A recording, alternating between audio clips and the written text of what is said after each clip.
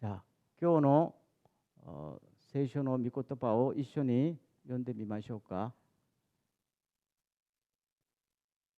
マテオによる福音書5장 4절ですよ。せーの。애통하는 자는 복이 있나니 그들이 위로를 받을 것이며. 니온고대せーの。悲しむ人々は幸いである。その人たちは慰められる。아멘.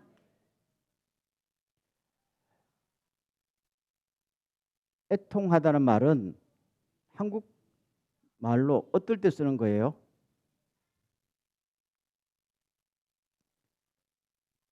좀 센 의미가 있죠. 애통, 비통, 이 말은 마음속에서 창자가 끊어지는 것 같은 슬픔과 아픔이 눈물이나 탄식으로 뿜어져 나오는 것을 애통이다 그런단 말이에요. 이런 사람은 세상에서 일반적인 생각으로 보면은 불쌍한 사람이잖아요. 딱한 사람. 그런데 예수님은 이런 사람을 뭐라고 그랬어요? 복받은 사람이다. 여러분도 그렇게 생각이 듭니까? 전혀 그렇지 않잖아요.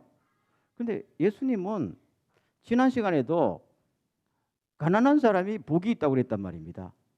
이거는 일반 상식으로 있을 수 없는 말인데 오늘 또한 애통한 사람이 그 사람은 복받은 사람이고 복받은 사람은 행복한 사람이죠. 왜냐하면은 뭐예요? 하나님이 그들을 위로할 것이요. 그들이 위로를 받을 것이며 이 말은 수동태문이거든요. 그들이 누구한테 위로를 받아요? 하나님으로부터 위로를 받을 것이며 그런단 말입니다. 근데 참 이 위로를 받는다는 그 동사가 그냥 우리는 위로를 받는다 다 알지요. 근데 이 성경에서 그리스도 단어로 써 있는데 이 말은 옆으로 부른다 그 말이에요. 여러분이 너무 힘들어서 애통하고 탄식하고 있을 때 전능하신 하나님께서 야, 너 혼자 그래 있지 말고 내 옆으로 와. 이게 위로란 말입니다. 그럼 전능하신 하나님께서 내 옆으로 와 하고 품에 딱 끌어안는 순간에 모든 문제가 해결되지요. 아멘. 그게 위로라라고 했어요. 그러면 그 사람은 복받은 사람이죠. 울지 않을 때보다 더 복받은 거 아니에요? 여러분들이 정말로 그럴까? 막 이런 생각을 여러분 이 말씀을 한두 번 들은 게 아니잖아요. 근데 저는 이 말씀에 뭐 뜻을 다시 풀어서 여러분들에게 설교하기보다는 정말로 예수님께서 왜 이렇게 말씀하셨을까? 정말로 주님이 말씀하신 대로 내 삶에서 진짜 이것이 나에게 복이고 행복인가 하는 것이 내 삶 속에서 경험되기를 원합니다. 정말로요. 정말로. 안 그러면 뭡니까? 내가 크리스찬으로 산다는 것이 별로 의의가 없잖아요. 자, 성경에 몇 군데 예를 한번 볼게요. 이스라엘 왕 중에 히스기야라는 왕이 있었지요. 근데 이 사람이 성경에 보면은 착한 왕일까요? 나쁜 왕일까요? 좀 착한 왕이에요. 그렇죠? 성경은 이 사람을 굉장히 하나님 앞에서 양심도 바르고 우상도 철폐하고 굉장히 개혁적인, 나이 들어서는 좀 실수했지만 젊을 때는 참으로 참신한 왕이었어요. 그런데 꼭 이렇게 착한 사람들에게 뭔가 힘든 일이 찾아오더라고.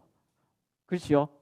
세고 나쁜 사람한테는 안 좋은 일이 잘 안 벌어지고 꼭 착한 사람, 믿음으로 살려는 사람, 그렇죠? 이런 사람한테 꼭 그런 일이 벌어져요.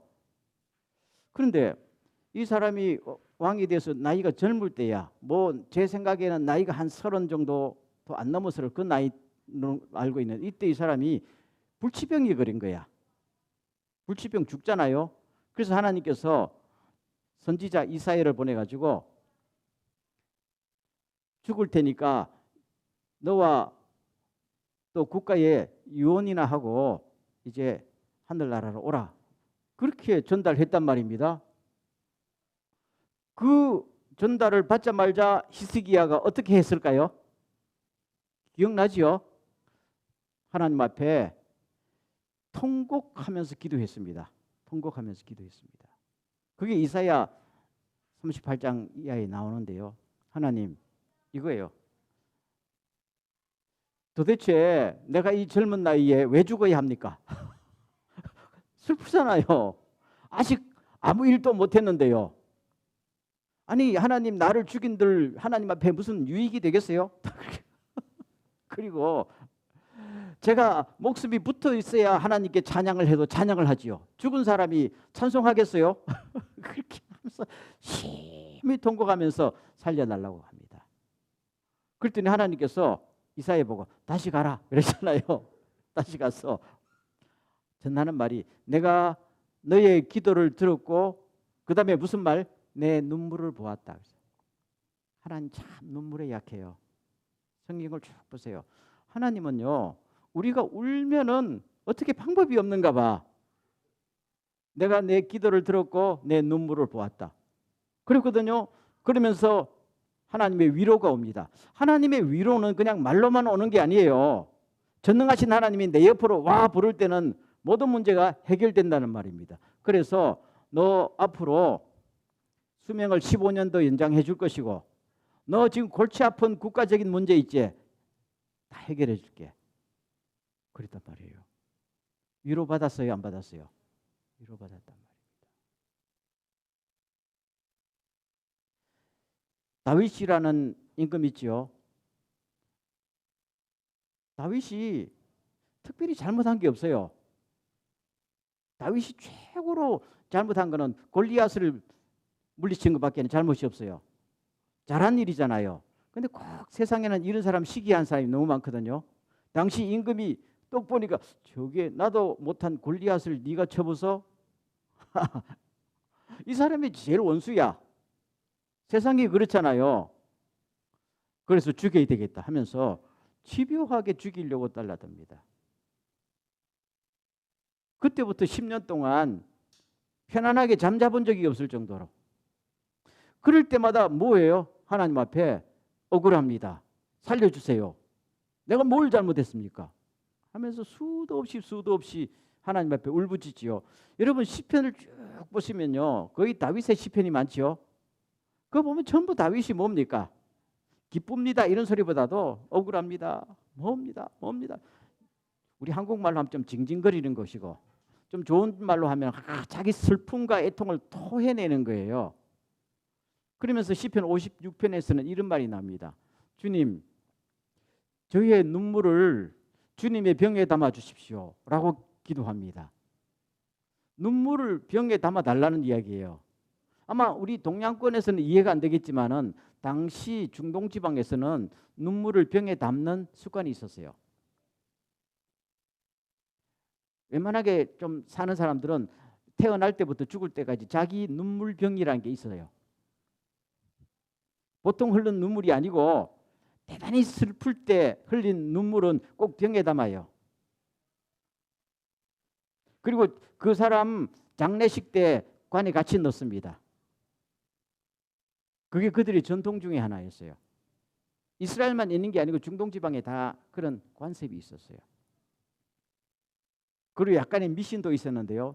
사람이 극한 상황에서 나오는 그 쥐어짜듯한 슬픔과 애통의 눈물은 사람을 살리는 특효약이다 해가지고 그것도 만병통치약으로 팔린 적도 있어요. 다윗은 그 당시에 살았잖아요. 그래서 부탁하는 말이, 하나님 저의 눈물을 내 눈물병에 담는 게 아시나 주님의 눈물병에 담아 주십시오 라고. 꼭 기억해달라. 내가 언제 어느 때에 어떻게 눈물을 흘렸는지 주님은 다 아시지 않습니까? 그리고 그 다음 말이, 주님의 책에 기록되어 있지 않습니까? 라고 부연 설명을 하는 겁니다. 여러분 그 눈물은 대단히 고귀하다고 생각했어요. 눈물이 귀하지요. 그래서 지금 다윗의 생각에 나의 눈물을 하나님의 병에 꼭 담아서 내가 이걸 언제 몇 날 몇 시에 무슨 사건 때문에 흘렸는지 주님은 절대로 잊지 말아 주십시오 라고 부탁하잖아요. 그럼 다윗이 생각하기에 자기가 흘린 눈물은 다이아몬드 반지보다 더 귀할까요? 귀하지요. 60평짜리 아파트보다 더 값이 나가지요. 좀 아멘 좀 해봐요. 여러분, 적어도 다윗의 이 가치관 속에서는요, 내가 하나님 앞에서 흘렸던 그 눈물은 엄청난 가치가 있다. 주님이 다 기억하시죠. 실제로 주님은 다 기억하셨어요. 주님은 위로의 하나님 아닙니까? 사도 바울도 고린도후서 3장에서 하나님은 모든 위로의 하나님이라고 합니다. 스베떼노 나고사메노 가미. 여러분, 하나님은 사랑의 하나님, 전능의 하나님 동시에 무슨 하나님요? 위로의 하나님입니다. 언제 위로받는 거예요? 슬프고 힘들 때, 눈물 흘릴 때, 그때 하나님은 어김없이 찾아오십니다. 위로해 주시는데 그냥 야, 힘내라 그 정도가 아니고 주님이 위로하시면은 히스기야처럼, 그 다음에 누구처럼? 다윗처럼. 다윗이 나중에 어떻게 됐어요? 시편 23편에 보면은 하나님께서 원수들 앞에서 내게 잔치상을 베풀어 주시니 내 잔이 넘치나이다. 아멘. 그렇게 눈물 흘린 나중에 자기를 괴롭히던 모든 사람 앞에서 잔치상을 탁 베풀어 주시고 그게 주인공으로 삼아 주시고 그게 기름으로 탁 임금으로 삼았다는 이야기예요. 그러니까 지금 내가 지금 너무너무 행복합니다. 위로가 보통 위로가 아니지요. 주님의 위로가 넘쳤습니다.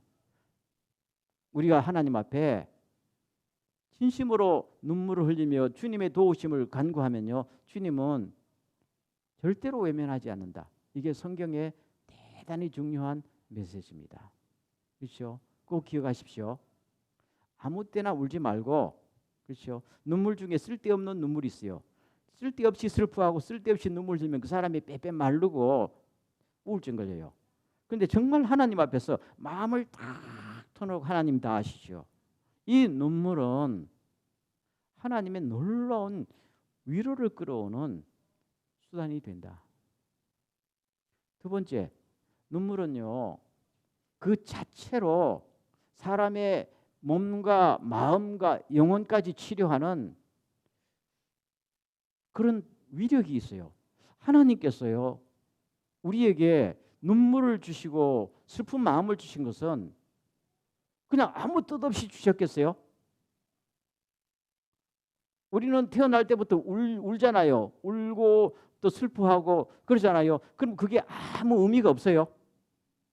아니란 말입니다. 하나님이 우리들에게 주신 모든 것은요, 우리에게 엄청난 효과가 있습니다. 자, 그 다음 말씀 한번 보세요. 다 같이 시작. 슬픔이 웃음보다 나음은 얼굴에 근심하는 것이 마음에 유익하기 때문이라 했단 말입니다. 이걸 제가 다른 번역으로 한번 읽어볼게요. 슬픔이 전도서 7장 3절 말인데요. 슬픔이 웃음보다 낫다. 슬픔은 마음을 바로잡아주는 힘을 지녔기 때문이다. 여러분, 이게 전도서는 솔로몬의 마지막 작품이란 말입니다. 나이 들어서 인생을 살아보니까 자기가 깨달은 거 있어요. 야, 웃는 것보다 우는 것이 유익하다. 왜냐하면 슬픔과 비통과 눈물은 사람을 회복시켜주는 파워가 그 안에 있다는 겁니다. 그러면 그 눈물을 누가 주신 거예요? 하나님이 주셨어요. 2008년도에 나온 책이 하나 있는데요. 울면 삽니다 라는 책이 있어요. 이런 유사한 제목의 책들이 꽤 많이 나왔는데요. 제가 소개하는 책은 이거는 이병도라는 사람이 지은 책인데 이 사람이 의사예요. 암 전문 의사예요. 이 사람이 그 책에서 밝힌 게 사람이 왜 암이 걸리고 정신병이 걸리고 왜 모든 문제가 생기는가 하면요. 안에 있는 것을 토해내지 않기 때문에 이게 다 독으로 사람의 몸과 마음에 번져서 정신병이 생기고 암도 생긴다는 거예요. 그러면은 이 사람이 주장하는 것은 뭐예요? 울어야 할 때 울어야 삽니다. 그 말입니다. 이를 악무는 버릇이 있잖아요. 현대인들은. 그렇죠? 울면 바보다. 사나 자식이 울어. 그렇잖아요. 근데 성경은 보면요. 예수님이 많이 우셨을까요? 예수님 참 많이 우셨어요. 아니 예수님이 왜 울어요? 예수님은 웃기도 많이 우셨지만은 굉장히 많이 우셨어요. 눈물의 사람이야 예수님은요. 그 하나님이 그 쓰시는 사람들의 특징 중에 하나가 뭔지 알아요? 많이 울어요. 근데 동양문화권 속에서는 이상하게 울면은 부끄럽게 생각하는 것이죠. 근데 하나님은요, 우리에게 눈물을 주신 분이 하나님이시잖아요. 울 때 울어야 된다는 겁니다. 그리고 이분도 크리스찬이에요. 쓴 분이. 그래서 이 울 때에 그냥 우는 게 아니고 마음을 다 토한다잖아요. 그렇죠? 마음을 토하고 울 때에 몸의 모든 독소가 다 빠져나온다는 거예요. 그 소위 이 사람의 눈물 치료법이라는 것인데요. 그래서 이 사람이 한 7가지 제가 한번 소개해 드릴게요. 무조건 우십시오. 무차별적으로 우십시오. 무시로 우십시오. 무수히 우십시오. 무릎을 꿇고 우십시오. 무안을 당하더라도 우십시오. 무엇보다도 먼저 우십시오. 이 7가지 하면은 병이 안 걸린다는 거예요. 이 암 전문 의사의 말이에요. 이분이 교회 장로니까 성경을 읽으면서 깨달은 것도 많아서 이 책이 집어넣은 거예요. 그래서 하나님이 우리들에게 이 애통해 하는 눈물을 주신 것은 뭡니다? 축복입니다. 울지 않으면 사람이 죽습니다. 이 말입니다. 여러분 앞으로 눈물을 부끄럽게 생각하지 않기를 주의 이름으로 축원합니다. 예수님도 많이 우셨어요. 그 다음에 3번째로요. 눈물은 자기 육체와 마음뿐 아니라 우리를 하나님께로 돌아가게 하는, 그렇죠? 우리의 영을 살립니다. 자, 마지막 한 구절을 보세요. 다 같이 시작. 하나님의 뜻대로 하는 근심은 후회할 것이 없는 구원에 이르게 하는 회개를 이루는 것이요, 세상 근심은 사망을 이루는 것이다. 여기 보면요, 하나님의 뜻대로 하는 근심. 우리들이 막 힘들고 지쳐서 막 눈물이 나오고 속이 이렇게 창자가 끊어지는 것 같을 때도 하나님이 우리들에게 그거를 허락하실 때가 있다는 거예요. 그럴까요? 안 그럴까요? 있어요. 근데 하나님이 우리들에게 주시는 근심과 눈물이 있다는 것을 꼭 기억하세요. 그래서 사도 바울이 이것을 어떤 근심? 하나님의 뜻대로 하는 근심이라고 그랬어요. 이 단어 꼭 외워놓으세요. 다 같이 시작. 하나님의 뜻대로 하는 근심. 다시 한번 하나님의 뜻대로 하는 눈물. 이거는 우리를 회개케 만들고, 회개하면 그 사람이 육체뿐만 아니라 영이 살잖아요. 그 말입니다. 영어로 godly sorrow라고 신적인 경건한 눈물이에요. 그냥 값싼 눈물이 아니고 값싼 슬픔이 아니라고요. 이거는 돈으로도 살 수 없는 거잖아요. 그렇죠? 하나님이 주신 슬픔과 눈물은 그야말로 한 방울 한 방울이 다이아몬드보다 더 값지단 말이에요.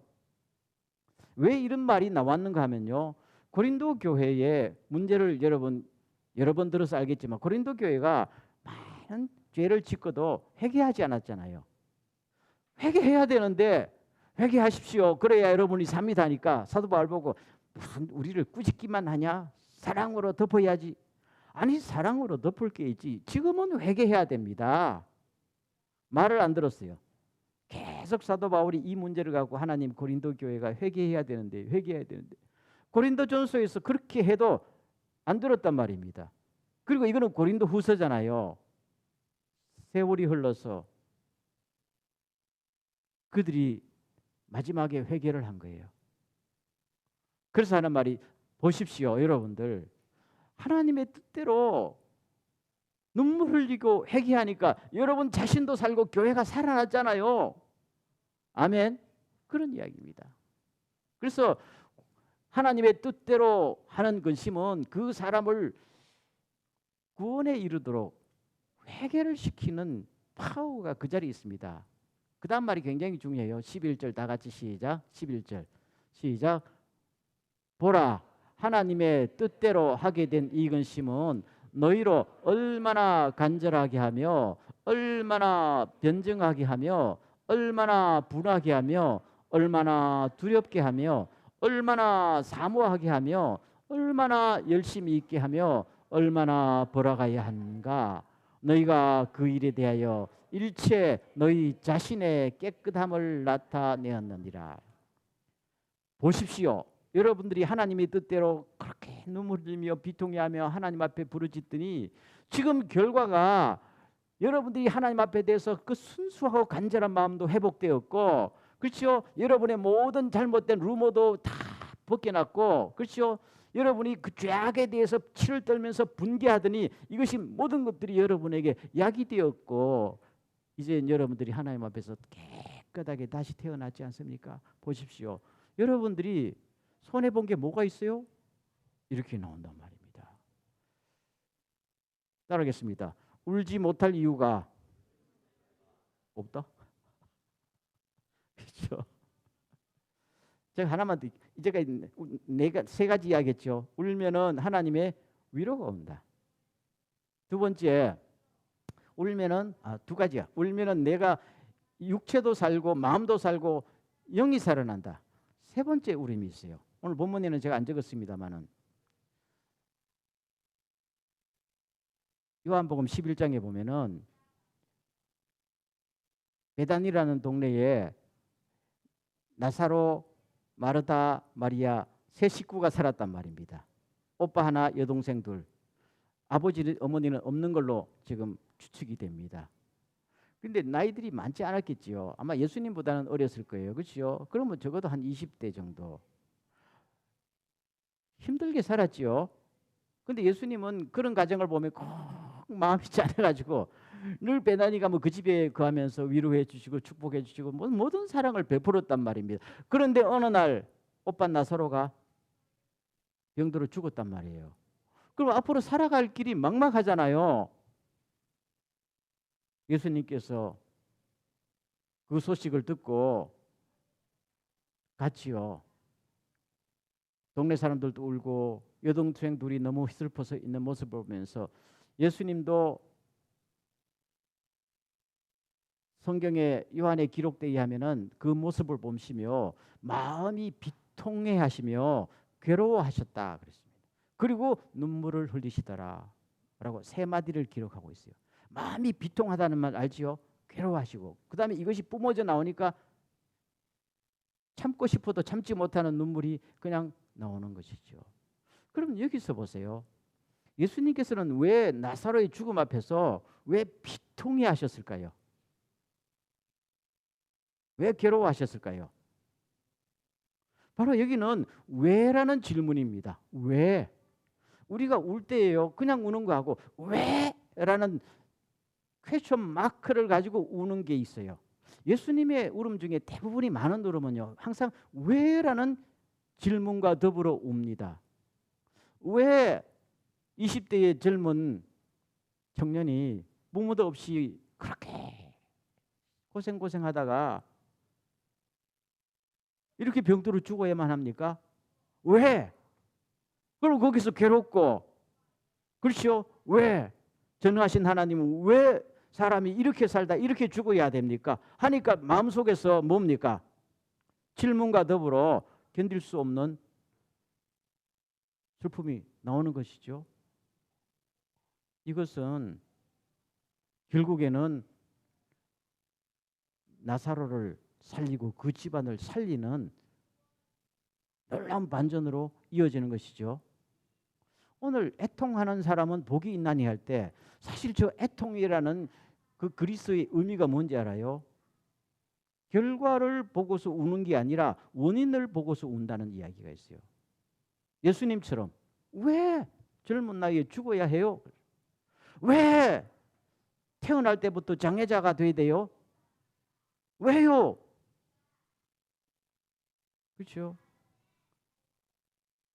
지난달에도 어떤 집에서 이제 초등학교 2학년 여자 어린아이가 죽었단 말이에요.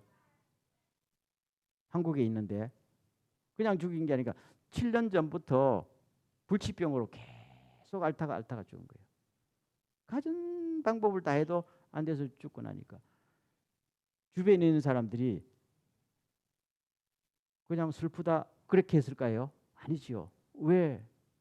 그래도 그 집안 부모가 크리스찬이었는데 하나님 왜 이럴 바에는 왜 태어나게 하셨어요? 왜 이렇게 어린 나이에 죽어야 돼요? 그렇잖아요? 그러면 하나님 앞에서 왜 하면서 울부짖는단 말입니다. 여러분 성경에 항상 하나님께서 일하시는 방식 중에 뭔지 알아요? 왜라고 질문하고 잊어버리는 사람이 아니라 왜라고 질문하면 이것을 뭡니까? 그 질문에서 하나님 앞에 끄질기게 왜 이래요? 왜 이래요? 그렇다면 우리가 어떻게 해야 돼요? 왜 이래? 어떻게 해야 슬픔과 고통이 사라질 수가 있어요? 나는 뭘 하면 좋겠어요? 하면서 울면서 하나님 앞에 부르짖는 사람을 하나님께서는 기다립니다. 그리고 이 사람을 통해서 하나님은 네가 나서라. 내가 힘쓸어 줄게. 이게 주님의 울음이었고 주님의 삶의 모습이었다 하는 것을 꼭 기억하십시오. 지금 그러면 우리 이 땅에 지금도 수많은 왜라는 질문과 울어야 될 장면이 얼마나 많아요. 하나님 왜 전쟁이 나서 수많은 젊은이들이 까닭도 모르게 죽어야 돼요? 왜 지금 아프리카나 중동에서는 왜 저렇게 문맹률이 많고 그렇지요? 인권이 말살돼요. 왜 북한에는 지난 70년 동안 그들이 무슨 죄가 있어서 저렇게 살아야 돼요? 그렇죠? 왜 누구는 평생을 열심히 일했는데도 늘 가난해야 돼요? 그럼 마음속에서 에이 나만 오늘 노래방에 가서 노래 한 곡 부르고 치워야 돼. 이렇게 해서는 아무 일이 안 나고 쫙 부르짖으면서 그렇죠? 주님처럼 왜라는 질문으로 울면은요. 주님 하나님께서 내가 너의 이 모습을 기다렸다. 그러면서 그 사람에게 성령님이 역사하고 성경을 쭉 보면요. 하나님께서 이런 눈물을 흘리는 사람을 통해서 다른 사람에게 영향력이 가도록 하는 겁니다. 그래서 사도 바울이 하나님 우리가 하나님으로부터 받는 위로로 너희를 위로하게 하시는 하나님께 감사합니다라고 했단 말이에요. 오늘 저는 위로가요. 단순히 하나님의 위로 나의 회복을 넘어서 뭡니까? 다른 사람하고 이 세상을 바꾸는 능력이 되는 그런 하나님의 위로를 여러분들이 경험하기를 주의 이름으로 축원합니다. 오늘 설교를 맺겠습니다. 여러분 우리 인생이라는 것이지요. 눈물의 깊이만큼 그 사람의 인생이 성숙합니다. 그렇죠? 옛날에 루이 14세의 프랑스 루이 14세의 왕비가 누구였죠? 마리 앙뚜아네트.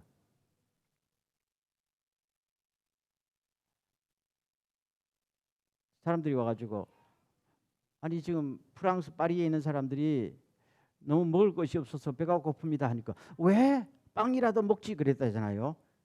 그래서 백성들의 지지를 받지 못하고 사형당한 거예요. 그렇죠? 뭐가 없는 거예요? 깊이가 없었어요. 깊이. 다른 사람의 인생에 관심이 없었단 말입니다. 나 혼자라면 잘 먹고 잘 살고 행복하면 됐단 말입니다. 그러나 적어도 왕은 통치자라면은 저 사람들이 왜 저렇게 굶을 수밖에 없느냐. 거기에 대해서 밤이 뭡니까? 이심전심이 있었으면은 아마 더 행복하지 않았을까요? 자기는 행복하려고 했는데 절대로 행복할 수 없었잖아요. 남이 행복하지 않고 남이 울고 있는데 나는 웃어요. 그건 세상이 아니잖아요. 그거는 하나님은 우리를 그렇게 이기적인 인간이 되기를 원치 않으신답니다. 여러분 예수님은 늘 보면서 목자 없는 양처럼 유리방황을 보실 때 마음이 어떻게 하셨어요? 민망히 여기사 짠했단 말입니다. 민망히 여겼다. 그렇죠? 제가 언젠가 말씀드렸죠. 이 말은 헬라어 단어로 자궁이 움직였다 그 말입니다. 우리나라 말로 뭐예요? 창자가 움직였다는 말이에요. 못 견딘다는 말입니다. 이 영어 단어는 이걸 컴패션이라고 보네요. 컴패션. 근데 영어 단어 compassion이란 말은 불쌍히 여기다라는 뜻도 있는데 또 하나의 의미가 있어요. compassion 하면은 뭐예요? 열정이라는 뜻도 있어요. 이 참 놀라운 단어야. 저 사람을 내 문제처럼 끌어안고 불쌍히 여기면은, 그렇죠? 내게 그 자체가 나에게 뭡니까? 내 가치관이고 인생관이고 내 열정이 되어서 사람들을 뭡니까? 때로는 불러 태우고 때로는 깨끗하게 하고 사람을 변화시키는 파워는 어디서 나오는 거예요? 다른 사람을 불쌍히 여기는, 다른 사람이 울 때 같이 울고 웃을 때 같이 웃혀주는, 거기서부터 나온다는 이야기예요. 그럼 오늘 우리가 쭉 다니면서 사람 볼 때에 울면 안 돼 이렇게 하지 말고 좀 울 수 있는 사람이 되시기를 주의 이름으로 축원합니다. 제가 이렇게 쭉 보면요, 성경도 그렇지만 제 주변에 쭉 보면요, 하나님의 은혜를 받은 사람은 자주 울더라고. 여러분 요새 자꾸 좀 우는 버릇이 생겼어요? 아니에요. 자꾸 나도 모르게 눈물이 나오네 하면 그 사람이 좀 은혜를 받고 있는 거야. 무장해제가 돼가지고 하나님께서 그 사람의 마음을 이렇게 우르만지면요, 제일 먼저 나는 특징이 뭐예요? 자꾸 울음이 흔해져요. 시도 때듯이 자꾸 눈물이 나오고, 내가 왜 이렇게 눈물이 나와? 그럴 때는요, 주책 없이 하지 말고, 하나님이 나에게 나를 치료하려고 우르만지시는구나. 우르만지세요. 나구삼에 우르만질 때 뭐가요? 하나님이 우르만지시면은 기분만 좋아지는 게 아니라 뭡니까? 내 모든 질병이 치료된단 말이에요. 울으니까요. 운단 말이에요. 우는 건 사람을 치료하는 거잖아. 그렇죠? 그러면서 찬송 부를 때도 울고, 그렇죠? 기도할 때도 가끔 울고, 길 가다가 조금 불쌍한 사람 보면 나도 모르게 눈물이 나고, 그렇죠? 제가 어떤 이야기를 옛날에 들은 적이 있어요. 저한테 이야기를 전해주는 분이 어떤 유명한 그 하나님이 쓰시는 그 영적인 지도자 같은 분이 있었는데, 뭐 옛날 이야기입니다. 그분과 더불어 어떤 그 필리핀인가 어느 지역에 갔는데, 이분이 그 필리핀 그 빈민가 이렇게 쭉 가면서 그 골목에 들어설 때부터 눈물을 줄줄 흘리더래요. 계속 그 사람들을 보니까 너무 불쌍해서 뭐 체면이고 불구하고 계속 울더래요. 그래서 옆에 다니면서 하나님이 쓰시는 사람은 이렇게 눈물이 흔하구나. 왜요? 울지 않을 수 없는 거야. 울지 않을 수 없는 거야. 그런 이야기입니다. 프랑스에 이미 잡고 있습니다만은 시몬 베이유라고 옛날에 불꽃의 여자라는 책으로도 유명했는데요. 이 여자분이 참 뭐 철학자이지요. 사상가고. 이분이 그 당시에 프랑스가 얼마나 힘들었어요. 그렇죠? 노동자들의 이 처우 문제가 뭐 말도 아니었죠. 지금부터 100여 년도 더 전의 사람들이니까. 이 사람이 그 엘리트가 공장에 뛰어들었어요. 공장에. 자기도 그들과 같이 되고 싶어가지고 거기서 오랫동안 노동자들하고 희로애락을 같이 하면서 그들의 열악한 조건 속에서 자기도 그냥 몰입해서 같이 먹고 같이 살고 뒹굴면서 나중에 어느 신문사 기자하고 인터뷰할 때 그랬어요. 내가 전에는 그들이 힘들다는 소식을 들을 때 분노했는데 지금은 그 소식을 들으면 나는 울 수밖에 없다. 분노를 넘었을 때 울음이 나오는 거예요. 울음은 다 알기 때문에 우는 거잖아요. 그렇지만 내가 힘으로 안 됩니다 할 때 우는 거잖아요. 그때는 주님이 역사하고 하나님 위로가 있는 거예요. 그럴 때 이를 앙심 울지 마십시오. 그래서 여러분들 앞으로 좀 이렇게 울면은 그 사람이 치료되고 울면은 힘이 생기고 울면은 뭐해진다고요? 행복해집니다. 아멘. 행복해집니다. 그것을 꼭 경험하는 여러분들이 되시기를 주의 이름으로 축원합니다. 이 시간 한번 통성으로 기도할 때 하나님, 울어야 될 때에 울게 하시고 하나님이 주시는 눈물로 나도 살고 다른 사람도 살리는 놀라운 주님의 사람이 되게 하여 주시옵소서 라고 한번 기도하고 마치길 원합니다. 다 같이 한번 통성으로 기도합니다.